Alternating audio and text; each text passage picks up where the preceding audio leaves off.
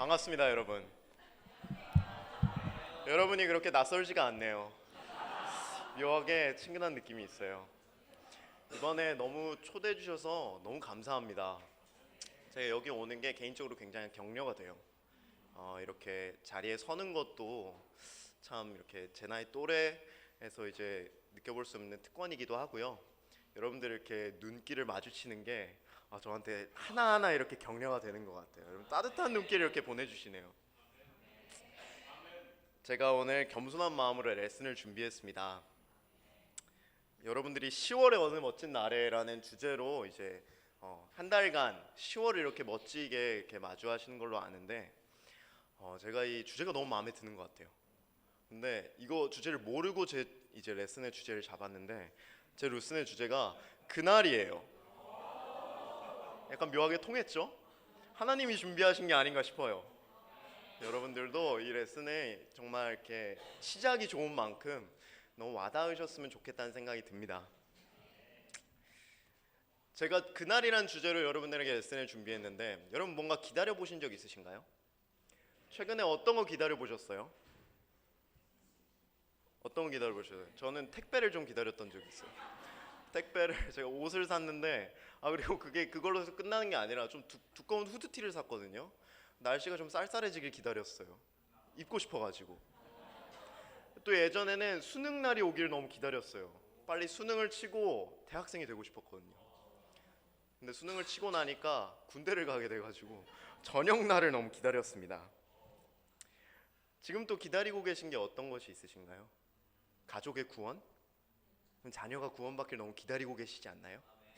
아니면 자녀가 생기길 기다리시는 분들도 있을 테고 결혼을 기다리고 계시는 분들도 있을 것 같아요. 그 이스라엘 백성들도 열왕기상에서 그들이 너무 기다렸던 것이 있습니다. 제가 그것을 보면서 제 마음에 감동이 너무 되어가지고 여러분들에게 나눠드리고자 준비를 했습니다. 첫 번째 포인트는 내려오는 날입니다. 이스라엘 백성이 열왕기상에서 비를 너무 기다렸어요. 3년 동안 하늘이 닫혀가지고 비가 안 내렸어요. 여러분 상상이 되시나요? 막 가뭄 같은 개념 요새는 이렇게 와닿진 않는 것 같아요. 어차피 마트에 가서 사오고 하니까 와닿진 않잖아요. 그냥 뭐 곡물가가 좀 올랐나 이 정도인데 그 당시엔 이게 너무나 참담한 재앙이었던 것 같아요. 이렇게 구절들을 보면은 막 먹을 게 없어가지고 정말 끔찍한 이야기들이 성경에 실려 있어요. 그래서 그들이 비가 내리는 걸 너무 많이 기다렸어요. 근데 비가 왜 안 내렸나요? 그 이스라엘 왕가가 죄를 지어가지고 3년 동안 하나님이 하늘을 닫으셨죠. 그래서 그들이 기다렸던 부분을 같이 한번 읽어봤으면 좋겠습니다. 네, 열왕기상 네, 열왕기상 18장 21절에서 24절 말씀입니다. 열왕기상 18장 21절에서 24절인데 이 부분은 이제 비가 3년 동안 그쳤다가 엘리야가 백성들 앞에 나와서 비가 다시 내릴 수 있도록 이제 백성들에게 이야기를 하기 시작하는 부분이에요. 제가 읽겠습니다. 그러자 엘리야가 그 모든 백성 앞에 나서서 이렇게 말하였다. 여러분은 언제까지 양쪽에 다리를 걸치고 머뭇거리고 있을 것입니까? 주님이 하나님이시면 주님이 하나님이면 주님을 따르고 바알이 하나님이면 그를 따르십시오. 그러나 백성들은 한마디도 그에게 대답하지 못하였다. 그래서 엘리야는 백성들에게 다시 이렇게 말하였다. 주님의 예언자라고는 나만 홀로 남았습니다. 그런데 바알의 예언자는 410명이나 됩니다. 23절. 이제 소 2마리를 우리에게 가져다 주십시오. 바알의 예언자들이 소 1마리를 선택하여 각을 떠서 나무땅 위에 올려놓되 불을 지피지는 않게 하십시오. 나도 나머지 1마리의 소를 잡아서 나무땅 위에 올려놓고 불을 지피지 않겠습니다. 그런 다음에 바알의 예언자들은 바알 신의 이름을 부르십시오. 나는 주님의 이름을 부르겠습니다. 그때 불을 보내셔서 응답하는 신이 있으면 바로 그분이 하나님이십니다. 그러자 모든 백성들은 그렇게 하는 것이 좋겠다고 대답하였다. 백성들은 머뭇거리고 있었어요. 어떡하지? 양쪽에 발을 담그고 있었다고 성경은 표현합니다. 바알의 한쪽 발 그리고 하나님 쪽의 한쪽 발 양쪽에 발을 담그고 결정을 못 내리고 있었어요. 이 백성들이 이해가 되시나요? 좀 공감할 수 있으신가요? 그들이 왜 그랬을까요? 저는 개인적으로 좀 이해가 돼요. 왜냐하면 당시 상황을 생각해 보시면 바알 예언자 450명이었어요. 그것도 왕이 이렇게 서포트하는 450명이었어요. 근데 하나님 예언자는 있던 사람들도 다 죽이고 엘리야 혼자 갑자기 어디선가 튀어나와가지고 결정하래요. 그러면 두렵지 않았을까요? 거기서 나 하나님이 좋아 갔다가 죽으면 어떡해요? 모르겠어요. 이건 제 생각이지만 저는 그들을 조금 공감할 수 있어요. 근데 그런 그들의 모습을 보면, 근데 그런 상황 속에서도 믿음을 아예 놓지 않잖아요. 양쪽에 발을 담그고 있잖아요. 그런 모습을 보면 아예 믿음이 없는 사람들은 아니었을 수도 있을 것 같아요. 조금 믿음이 있지 않았을까요? 믿음이 좀 남아있지 않았을까요? 하지만 두려웠겠죠. 3년 동안 오시지 않았던 주님이 이번에도 안 오면 어떡하지? 또 내가 주님 쪽으로 갔다가 죽으면 어떡하지? 읽고 이 다음에 이제 바알 예언자들이 먼저 이제 자기 차례 제사를 지냅니다. 그 나무단을 쌓아놓고 그 주위를 막 아침부터 밤까지 이렇게 돌면서 제사를 지내요. 바알 신의 이름을 너무 크게 부르면서 나중에는 잘 안 되니까 막 자기 몸에 칼과 창으로 막 피가 흐르도록 상처를 내면서 굉장히 격렬하게 제사를 지냈던 것 같아요. 좀 상상해 보시면 좀 약간 기괴하기도 하고 좀 무섭지 않나요? 근데 엘리야는 멀리서 이제 바라보죠. 뭐 아침부터 밤까지니까 아침에 좀 보다가 뭐 점심 먹으러 갔다가 돌아와서 아직도 하고 있냐 뭐 이러면서 더 크게 불러봐라 뭐 이렇게 조롱했던 것 같아요. 그 다음에 엘리야가 제사를 지내는 부분을 같이 읽어봤으면 좋겠습니다. 이어서 30장부터인데 30장부터 30절부터 제가 읽겠습니다. 이때 엘리야가 온 백성들에게 가까이 오라고 하였다. 백성들이 가까이 오니 그는 무너진 주님의 제단을 고쳐 쌓았다. 그리고 엘리야는 일찍이 주님께서 이스라엘이라고 이름을 고쳐주신 야곱의 아들들의 지파수대로 12개의 돌을 모았다. 이 돌을 가지고 엘리야는 주님께 예배할 제단을 다시 쌓고 제단 둘레에는 2세아 정도의 곡식이 들어갈 수 있는 넓이의 도랑을 팠다. 그 다음에 나무단을 쌓아놓고 소를 각을 떠서 그 나무단 위에 올려놓고 물통 4개에 물을 가득 채우다가 재물과 나무단 위에 쏟으라고 하였다. 사람들이 그대로 하니 엘리야가 한 번 더 그렇게 하라고 하였다. 그들이 그렇게 하니 그는 또 그렇게 하라고 하였다. 그들이 3번을 그렇게 하니 물이 제단 주위로 넘쳐 흘러서 그 옆 도랑에 가득 찼다. 제사를 드릴 때가 되니 엘리야 예언자가 앞으로 나서서 이렇게 기도하였다. 아브라함과 이삭과 이스라엘 돌보신 주 하나님, 주님께서 이스라엘의 하나님이시고 나는 주님의 종이며 내가 오직 주님의 말씀대로만 이 모든 일을 하고 있다는 것을 오늘 저들이 알게 하여 주십시오. 주님 응답하여 주십시오. 응답하여 주십시오. 이 백성으로 하여금 주님이 주 하나님이시며 그들의 마음을 돌이키게 하시는 주님이심을 알게 하여 주십시오. 그러자 주님의 불이 떨어져서 재물과 나무단과 돌들과 흙을 태웠고 도랑 안에 있는 모든 물을 말려버렸다. 온 백성이 이것을 보고 땅에 엎드려서 말하였다. 그가 주 하나님이시다. 그가 주 하나님이시다. 아멘. 백성들은 너무 오랫동안 기다려왔어요. 3년을 기다려왔어요. 택배를 3년 동안 기다린다고 생각해보세요. 그래서 상상도 할 수가 없어요. 하지만 그들은 더 애타 기다렸어요. 비가 오기를, 좀 농사 좀 지을 수 있기를, 내 자식에게 먹일 곡식이 조금만 재배할 수 있기를. 하나님을 그들은 너무 기다렸어요. 저는 그들과 너무 공감합니다. 양쪽에 발을 걸치고 결정하지 못하는 그들과 공감할 수가 있어요. 저는 하나님을 따르는 사람이고 하나님이 제 삶에 너무나 놀라운 일들을 해주셨습니다. 그렇지 않습니까? 우리의 삶이 얼마나 많이 바뀌었습니까?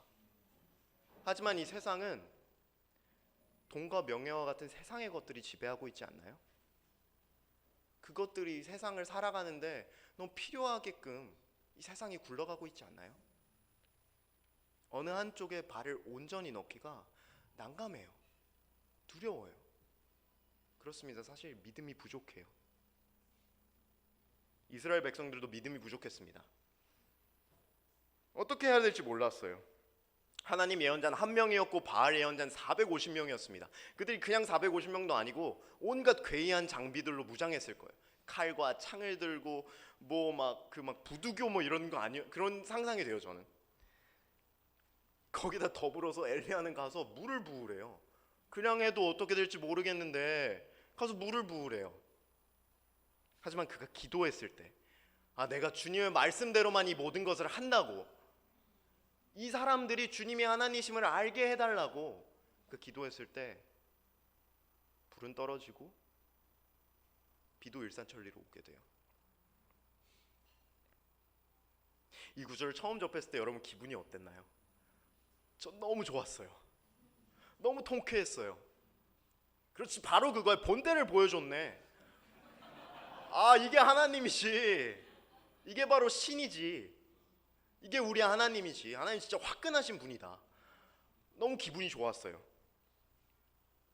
하지만 최근에 이 구절을 묵상하면서 느낀 것은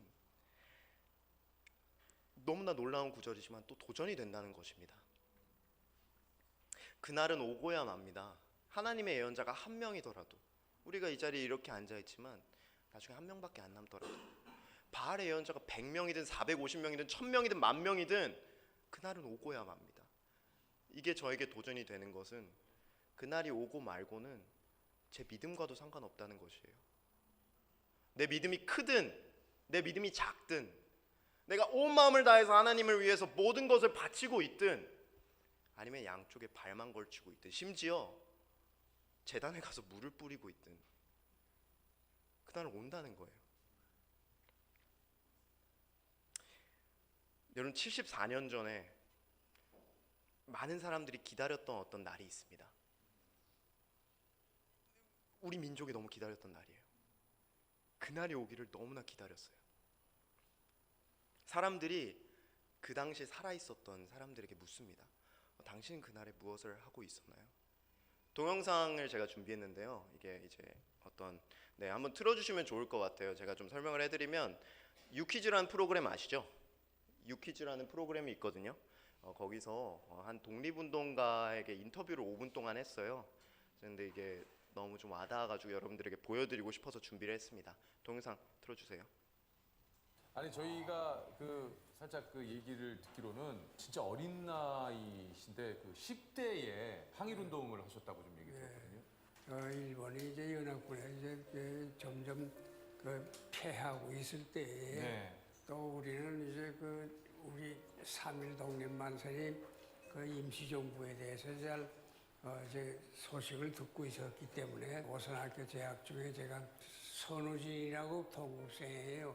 그 앉아서 이 얘기하다가 우리가 이 투합이 돼서 혈맹단을 조직하게 된 겁니다. 혈맹단. 지금으로 치면 이제 고등학생이신 거죠? 예. 17세에 마음에 맞는 친구분들이랑 같이 혈맹이라는, 말 그대로 피로 맹세한다는 얘기입니다. 우리 집안안들이 이제 독립운동을 한 집안 아니고 내 백부님이 청산리 전투에 이제 직접 진짜요? 참전을 하셨더라고요. 숙부님께서 청산리 전투 김재진 장군님, 이제 항상 어렸을 때부터는 그분한테 이제 들어오던 걸 북만주의 독립운동에 대해서 이제 잘 알고 있었죠. 어렸을 때부터. 늘 어렸을 때부터 듣고 계셨군요. 혹시 몇 분이서 이렇게 혈맹단을? 원래가 이제 7 사람이서 우리가 이제 처음에 조직을 했는데 방학 때를 이용해서 또 각 지방에 이제 기성에서 집에 가서 이제 또 친한 동지를 이제 규합을 하셔가지고 해서 이제 마지막에 한 30-40명까지 됐었어요. 1945년 3월달에 우리가 이제 그 사건이 이게 발각이 돼서 그 항일운동이 발각이 돼서 이제 나는 그때 이제 초등학교 취업이 돼서 그 학교에 이제 출근을 하는 도중에 이제 일본 고등의 형사에 체포가 되셨고. 그래서 얘기를 듣기로는 수감이 돼서 그냥 계셨던 게 아니고 고문을 좀 당하셨다고 그러셨다고. 그건 뭐 말할 수 없죠. 어떤 그러니까 그렇게 악독할 수가 없어. 뭐 때리는데 사정 모르고 없어. 말하는데 말 안 하게 되면 까꾸로 세우고 주전자를 코에다 물고 때리는 그 몽둥이가 있어요. 그걸 한 번에 이 맞으면 쫙쫙 갈라져요. 그런 거를 때려. 아, 이게 참. 너희들이 어린 것들이 너희들이 자발적으로 한 건 아닐 텐데 그게 뭐 있을 거 아니냐. 누가 시켰냐? 그 우리는 그런 배경이 없는 걸 또 제세히 얘기할 수는 없는 거고. 그렇죠. 심한 고초를 많이 받았어요. 그 사람들은 고문을 할 때 일본 사람은 절대 고문을 안 해요. 조선 사람을 시켜서 한다고. 왜죠? 말이 되나요? 뭐 말이 안 되죠. 이제 그건 고등계 형사를 시키지 일본 놈은 안 하는. 야, 이 저 고문도 참지 못할 고통이고 힘든 일이지만 이 같은 나라 이 민족끼리 서로 그렇죠. 예 고문을 하게 하는 이게 참 정말 그게 또 지금 선생님도 얘기하시듯이 더 가슴 아프고 잊히지 않는 기억이신 거예요. 이제 감옥에 이제 수감이 되셨다가 이제 나오셨을 거 아니에요. 감옥에서 이제 그 3개월 추적을 받고 신의주 형무소에 이제 미결수로 이제 이감이 돼가지고 재판을 기다렸죠. 그러니까 신의주 이제 만세 해방 만세가 8월 17일에 되었어요. 8월 17일 날 그때 나올 때에 죄수복 그래서 이제 옷을 갈아입고 하는데 이제 신의주 자치위원회에서 추록을 2대 이제 이렇게 마련해가지고 그 추록하는 사람들 2대 갈라서 태우고 그 신의주 시내선 시민들이 나와서 이제 환영을 대한독립 만세를 부를 때 그 사이로 이제 그때는 항일 혁명가라는 그런 플래카드를 달고서 이제 그 이제 만세 날을 하셨고 이제 아니 혹시 그 해방이 되실 때 뭐 참 이런 얘기가 어떨지 모르겠습니다만 진짜 기분이 좀 어떠셨는지 궁금합니다. 그때 강력이라는 건 뭐 참 그 말할 수 없죠. 그 뭐라고 그럴까 숨을 쉬는데 이렇게 시원할 수가 없어. 숨을 쉬는데 시원해. 너무 시원하다. 시원해.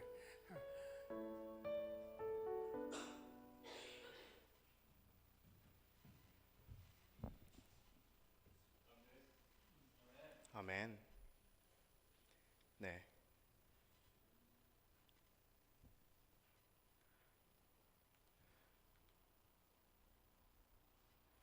조금 긴 영상이었는데 꼭 다 보고 싶었어요.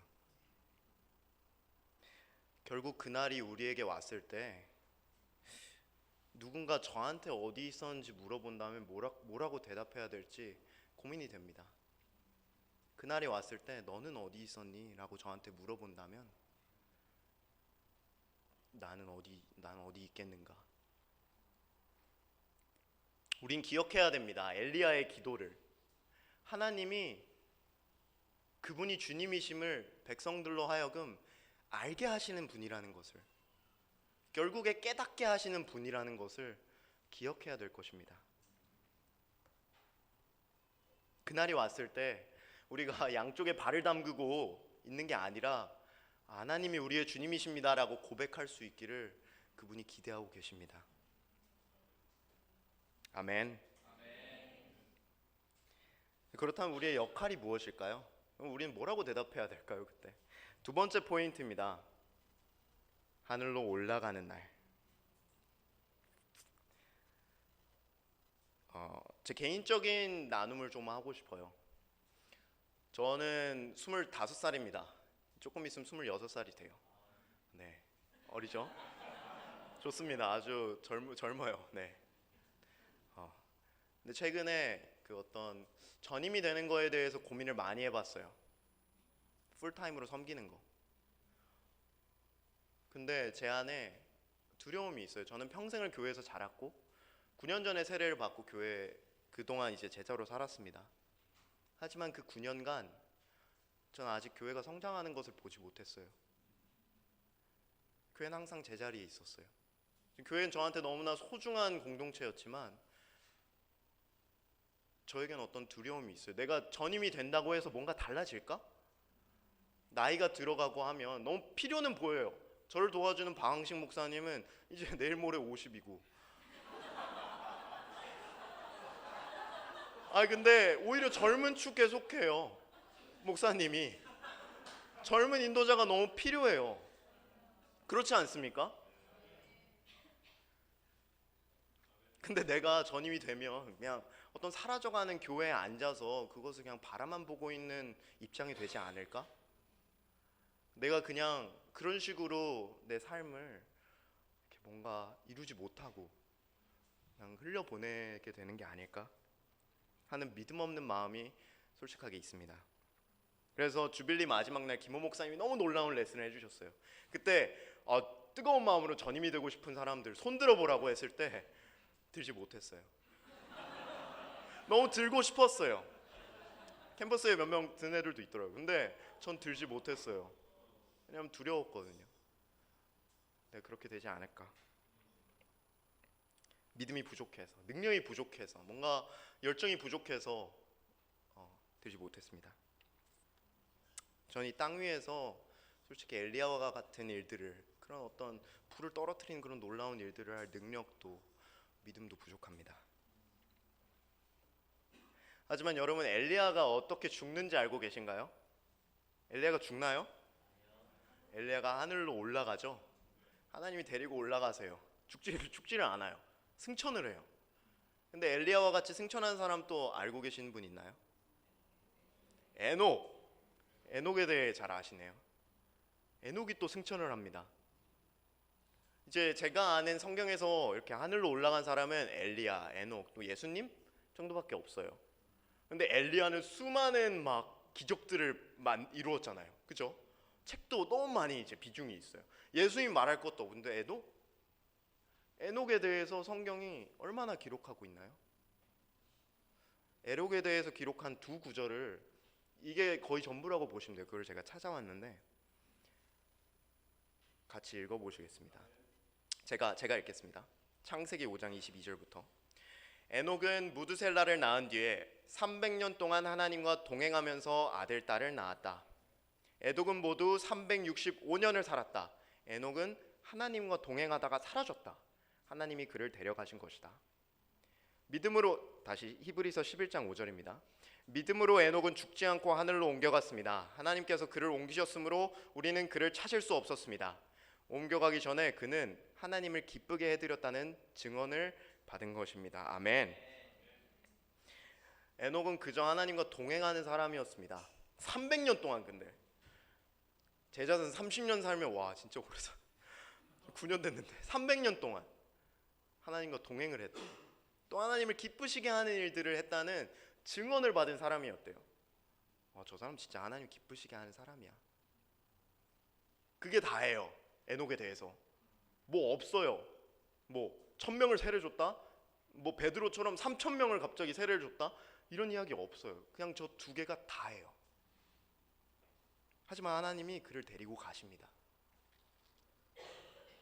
그렇습니다. 사실 저의 역할이, 우리의 역할이 성경에 적힐 정도로 대단한 게 아닐 수도 있어요. 어떤 놀라운 해외 연사들처럼 교회들을 막 세우고 수백 명과 성경 공부를 하고 수많은 사람들의 삶을 바꾸고 그런 게 아닐 수도 있어요. 우리 역할이 대단한 게 없을 수도 있어요. 저는 그런 얘기를 들으면 되게 이렇게 인사이트를 받아요. 막 누가 돌아가셨는데 장례식에 수백 명이 왔다더라. 너무 축제와 같은 분위기로 다들 막 즐겼다더라. 그들이 너무 막 이렇게 그 사람 삶이 너무 이렇게 빛나는 그런 것들, 그들의 영향력. 근데 저는 그렇게 되지 않을 수도 있어요. 하지만 하나님이 진정으로 찾으시는 사람들은 그런 사람들만이 아니라 그저 자기와 동행할 사람, 자기와 동행하는 사람, 자기를 기쁘게 하려는 마음이 있는 사람, 또 실천하는 사람, 에녹과 같은 사람들, 그리고 나머지는 하나님이 알아서 하실 것 같아요. 우리에게 맡기신 하나님의 역할은, 그날이 왔을 때 우리가 대답해야 되는 것은 하나님과 동행했다고, 하나님 기쁘시게 했다고. 그게 우리의 역할인 것 같습니다. 아멘. 마지막 구절인데요. 다시 열왕기상으로 돌아가서 열왕기상 19장 14절부터 18절 말씀입니다. 이제 엘리야가 그 많은 기적들을 베풀죠. 근데 그렇게 많은 일들을 하는데 상황이 별로 달라지지가 않아요. 이렇게 그 불이 떨어져 그런 일을 봤는데도 엘리야는 계속 쫓기고, 엘리야를 쫓던 그 사람은 내가 너를 못 죽이면 내가 천벌이라도 기꺼이 받겠다고, 기필코 너를 죽이고야 말겠다. 그래서 엘리야가 너무 두려워해서 자존감이 바닥을 칩니다. 그래서 하나님을 이제 찾아 나서 가지고 하나님 만나 가지고 하나님께 이야기하는 부분인데, 제가 읽겠습니다. 엘리야가 대답하였다. 나는 이제까지 주 만군의 하나님만 열정적으로 섬겼습니다. 그러나 이스라엘 자손은 주님과 맺은 언약을 버리고 주님의 제단을 헐었으며 주님의 예언자들을 칼로 쳐 죽였습니다. 이제 나만 홀로 남아 있는데 그들은 내 목숨마저도 없애려고 찾고 있습니다. 주님께서 그에게 말씀하셨다. 너는 돌이켜 광야 길로에서 다마스쿠스로 가거라. 거기에 이르거든 하사엘에게 기름을 부어서 시리아 왕으로 세우고 또 님시의 아들 예후에게 기름을 부어서 이스라엘의 왕으로 세워라. 그리고 아벨무올라 출신인 사밧의 아들 엘리사에게 기름을 부어서 내 뒤를 이을 예언자로 세워라. 하사엘의 칼을 피해서 도망하는 사람은 예후가 죽일 것이고 예후의 칼을 피해서 도망하는 사람은 엘리사가 죽일 것이다. 그러나 나는 이스라엘에 7천 명을 남겨놓을 터인데 그들은 모두 바알에게 무릎을 꿇지도 아니하고 입을 맞추지도 아니한 사람이다. 아멘.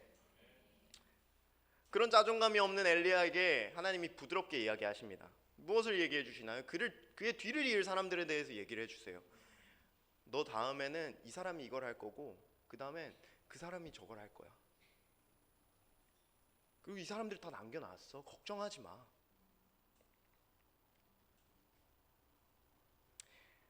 하나님께서 7천 명을 남겨놓으셨죠. 이스라엘에. 그들이 남아있었기 때문에 이제까지 우리가 믿고 있는 게 아닐까요? 하나님의 계획은 이어집니다. 우리가 끝이 아니에요. 내가 끝이 아닙니다.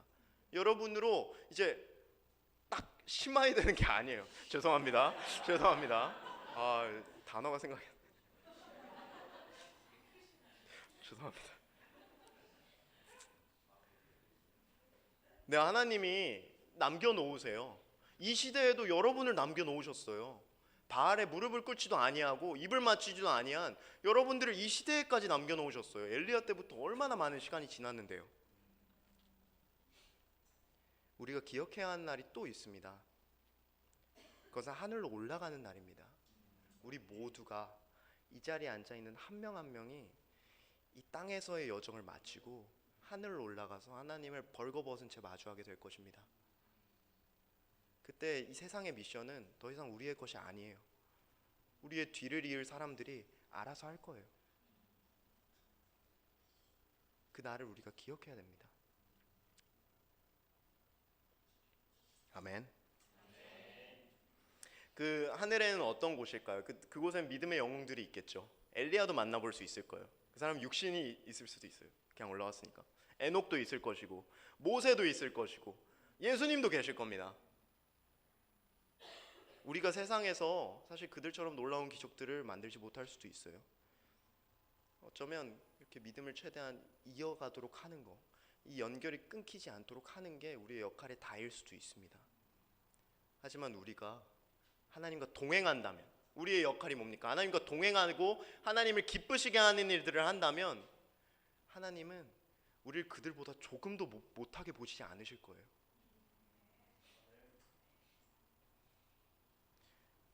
아멘.